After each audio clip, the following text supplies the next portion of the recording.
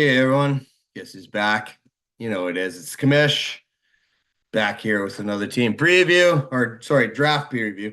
And happy to have do this preview, Mike and Team Cash. Great owner, dude. Since you've joined the league, again, you've been an awesome advocate for this league, and just a straight up good dude. And that's what we need, right? And someone that likes to be active and obviously enjoys their football on Sunday and their fantasy, right? And that's one thing that I definitely still enjoy is checking the fantasy scores. So here we go, Mike. I'm just gonna get into your preview here and share the screen, and we'll get into it.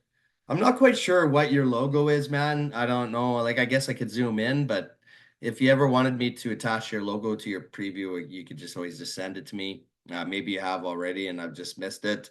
But anyways, here we go, Mike and Team Cash in the American division. So maybe the Patriots and the red, white, and blue kind of fits here, Mike, and I know that's your team. So let's get into the current keepers.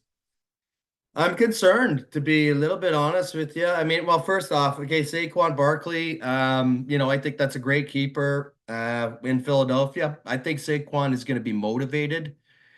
He's leaving New York, right? And let's face it, like if you were Saquon, I think he went what through was he still there with Eli the late years? And then if he was, I mean, Eli was horrible. That's why Odell hated it there. And then Saquon with Daniel Jones.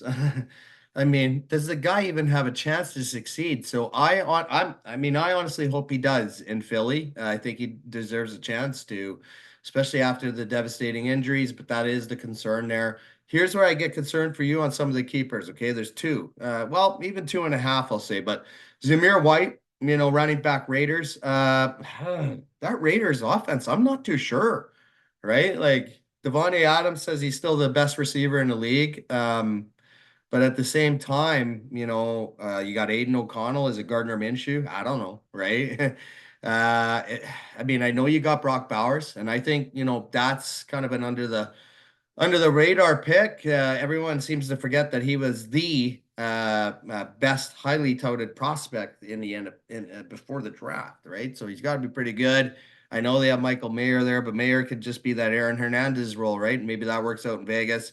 See where Zamir White fits in that, right? There's going to be competition, obviously, in the running room.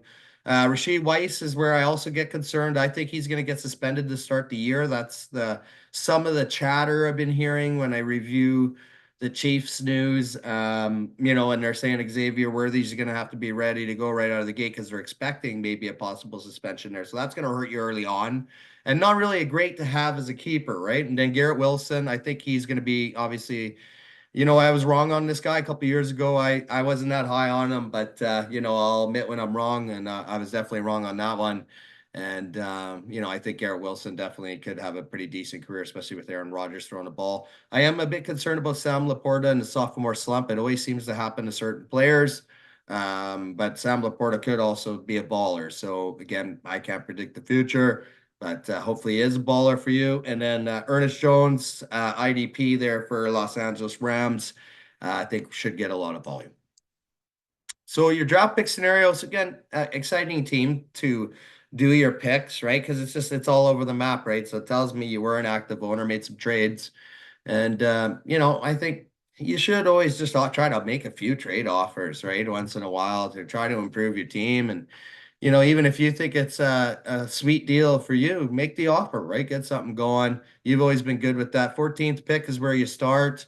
I think, yeah, let's see where you get with that. We'll get into the likely first pick here in a moment.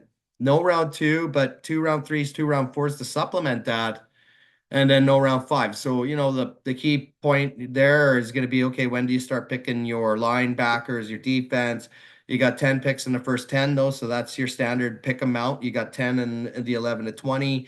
And then, of course, ending it off with 9 and 9. So in the last nine. So pretty much you still have all the picks in the right tiers, right? You got 10 and 10. It's just they're in different positions, and there's nothing wrong with that. I feel, yes, you're going to see talent fly off the board in the second round. I'm with you there. I have no second rounder as well. And it's going to be shitty to watch, but in the end, you'll probably still score some pretty decent players.